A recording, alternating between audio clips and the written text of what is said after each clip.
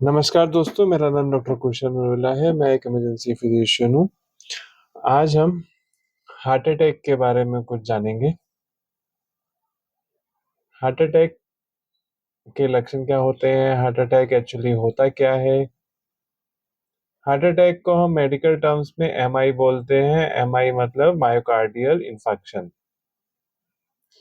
Myocardial means heart muscles,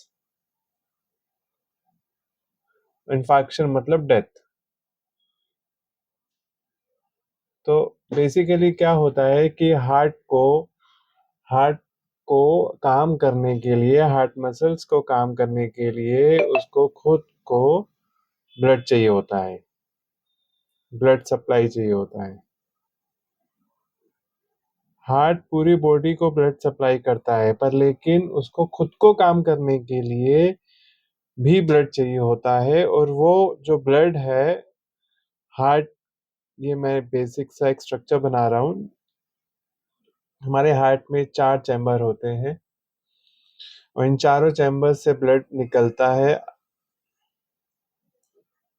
और पूरी body से आता है। और फिर लंग्स, पूरी बॉडी से यहाँ से आता है, फिर ये लंग्स में जाता है, वहाँ पे में ऑक्सीजनेशन होता है, CO2 बाहर जाता है, फिर लंग से वापस हार्ट की तरफ आता है, वो पूरी बॉडी में जाता है।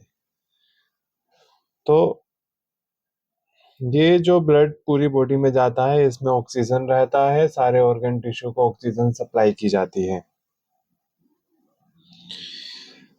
इस ब्लड को डायरेक्ट हार्ट मसल सप्लाई नहीं यूज कर सकता है। हार्ट मसल्स के ऊपर एक उसकी खुद की छोटी छोटी वेसल्स निकलती है यहाँ से, और हार्ट मसल्स को ब्लड सप्लाई करती है। इन छोटी वेसल्स को हम बोलते हैं कोरोनरी वेसल्स और कोरोनरी आर्टरी।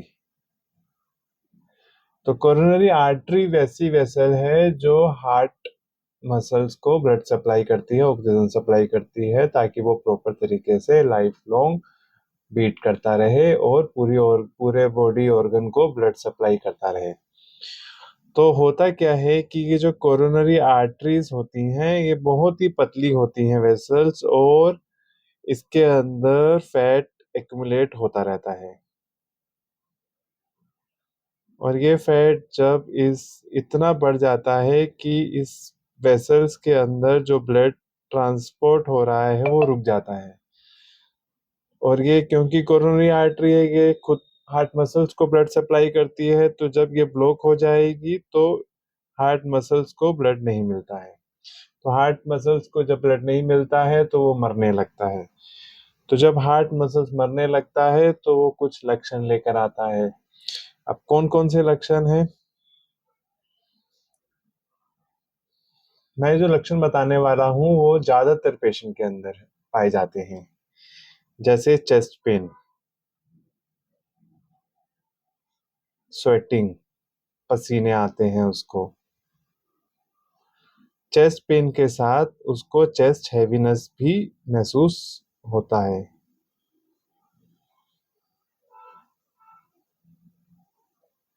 घबराहट होता है, एंजाइटी महसूस होता है।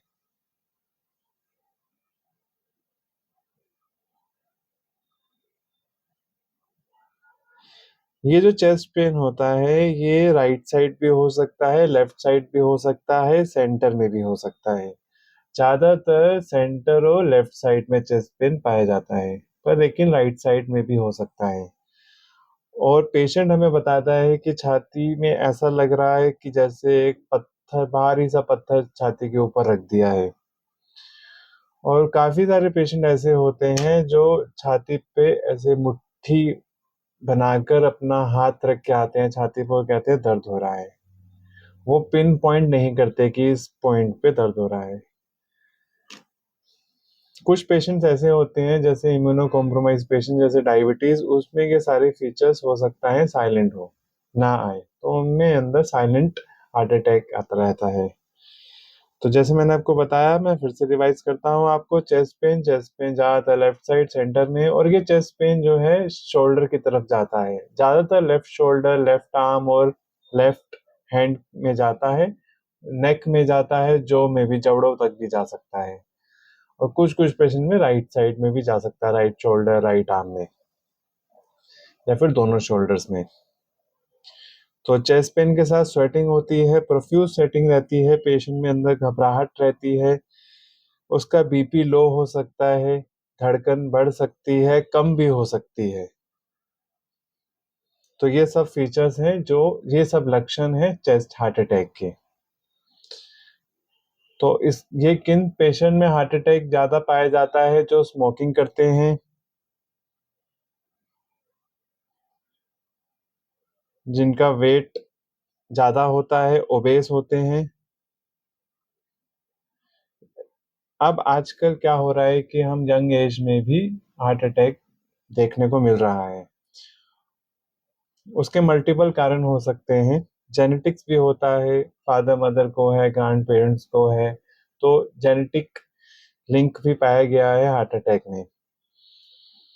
तो वो जीन्स की वजह से होता है, वो डीएनए की वजह से होता है। और ये जो हम जिम में जाते हैं और जो कोलेस्ट्रॉल और जो स्टेरॉइड्स के इंजेक्शन लेते हैं, उनसे भी हार्ट अटैक के चांसेस बढ़ते हैं। अच्छा, तो अब इससे बचने के लिए हमें रेगुलर चेकअप कराने की ज़रूरत है। हमें बीपी कंट्रोल और जो भी कोई बीमारी अगर हमारे पास है, जैसे किडनी की अगर कोई है, या फिर ब्लड प्रेशर का है, या डायबिटीज़ का है, इन सबको हमें कंट्रोल कर रखना होता है। स्मोकिंग, अल्कोहल ये सब नहीं लेना है, आपको वेट कम करके रखना है, घबराना, normal general exercise daily basis पे आपको करनी है। ये सब चीज़ों से आप हार्ट अटैक से बच सकते हैं। तो जब भी पेशेंट ऐसे जाता है हॉस्पिटल के अंदर, तो इमरजेंसी में क्या करते हैं हम? सबसे पहले उसका हम वाइटल लेते हैं, सब चीज़ें एक साथ करते हैं। वाइटल लेते हैं, वाइटल बीपी लेते हैं, ब्लड प्रेशर, उसका ईसीजी लिया जाता है, उसके कुछ ब्लड टेस्ट किए जाते हैं जिसको हम ट्रोपाई बोलते हैं, ट्रोपाई ट्रोप्टी, 2D इको किया जाता है, एग्जामिनेशन किया जाता है, और इन सब फीचर्स में हम सस्पेक्ट करते हैं या कंफर्म करते हैं। और फिर उसके बाद अगर कंफर्म हो जाता है कि हाँ हार्ट अटैक है, तो उसका हम एनजीओ करते हैं। एनजीओ एक ऐसी टेक्निक है जो ब्लड वेसल से होते हुए हाथ या जांघों की जो ब्लड वेसल्स है, वहां से हम जाते हैं हार्ट की कोरोनरी आर्टरी में, और वहां पे देखते हैं कितना ब्लॉकेज है और कौन सी आर्टरी में ब्लॉकेज है। कोरोनरी आर्टरी की बहुत सारी ब्रांचेस होती हैं, तो उसमें देखा जाता है कि कौन सी आर्टरी में ब्लॉकेज है, किसकी वजह से हार्ट अटैक आया है, और फिर हम वहां पे छल्ले डालते हैं। उसको हम स्टेंटिंग भी बोलते हैं।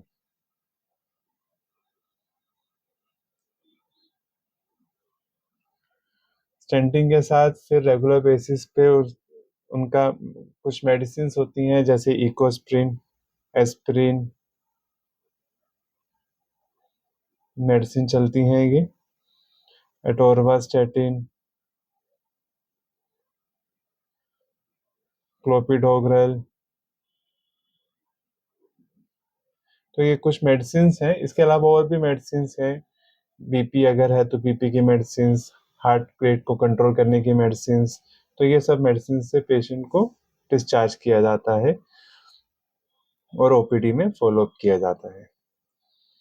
तो इस वीडियो के लिए इतना ही, धन्यवाद।